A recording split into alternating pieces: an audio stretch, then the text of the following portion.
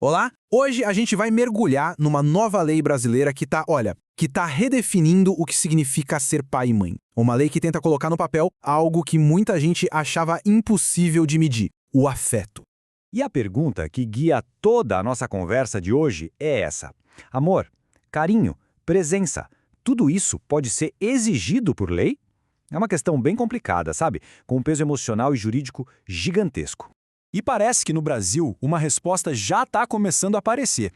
Pois é, uma nova lei que passou pelo Congresso Nacional encara essa questão de frente e acaba criando um novo jeito de pensar os direitos das crianças e dos adolescentes. Para começar, a gente precisa entender a virada de chave que essa lei representa. Ela vai muito, mas muito além daquela obrigação que todo mundo já conhece de dar o sustento financeiro. Olha só, antes, os deveres dos pais que estavam na lei eram bem claros: sustento, guarda, educação, essas coisas. Agora, a nova legislação coloca um ingrediente novo e fundamental nessa receita: a tal da assistência afetiva. Então, o ponto central é esse. O que antes era visto mais como uma expectativa moral da sociedade, agora virou uma obrigação legal, escrita na lei, com o mesmo peso da obrigação de alimentar e educar. Isso, claro, leva a gente para a próxima pergunta. O que exatamente a lei quer dizer com assistência afetiva? Como é que se define em termos legais uma coisa que parece tão abstrata?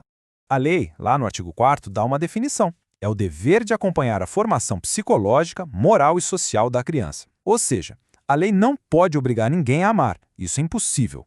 Mas ela pode sim exigir a presença e o acompanhamento, que são vistos como essenciais para o desenvolvimento de qualquer criança. E para deixar a coisa mais concreta, a lei divide essa assistência em 3 pilares principais.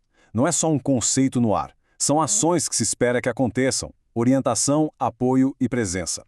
E na prática, o que isso significa? Bom, significa, por exemplo, orientar a criança nas escolhas de carreira, estar do lado dela em momentos difíceis, de sofrimento mesmo, e até a simples presença física, sabe? Estar lá quando a criança pede e, claro, quando é possível.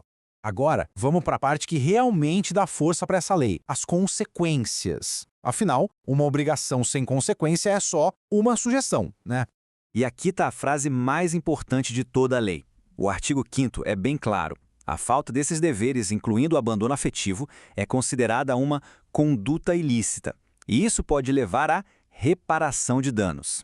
Traduzindo de um jeito bem direto, ignorar as necessidades emocionais de um filho ou de uma filha agora pode custar dinheiro. É uma mudança bem radical na forma de enxergar a responsabilidade dos pais. Só para a gente entender bem, ilícito civil significa que não é um crime que leva para cadeia, mas é sim uma infração que causa um dano a alguém, e por causa desse dano, quem causou tem o dever de indenizar a vítima. Nesse caso, o dano é emocional e psicológico. E para não ficar nenhuma dúvida, a gente está falando da lei número 15.240, e um detalhe importante: a data. Ela só entra em vigor no final de outubro de 2025. Isso dá um tempo para a sociedade e para o sistema de justiça se adaptarem. Mas no fim das contas, por que tudo isso é tão importante? Qual é o impacto real dessa mudança, para além dos tribunais? No fundo, o que essa lei está dizendo é que ser pai ou mãe é muito mais do que só pagar as contas. Ela reconhece oficialmente na lei que o bem-estar de uma criança depende e muito de cuidado, de atenção e de apoio emocional. Então, para resumir os pontos principais, o apoio afetivo virou um dever legal. Ponto. Se não for cumprido, é um ilícito civil que pode gerar indenização. E, talvez o mais importante, a lei amplia a proteção aos direitos fundamentais da criança. E a gente termina com a pergunta que essa lei joga no colo de todo mundo. Ao transformar afeto em dever, estamos de fato protegendo as crianças? Ou estamos, quem sabe, levando as relações de família para dentro do tribunal de um jeito perigoso? É uma questão para se pensar e muito.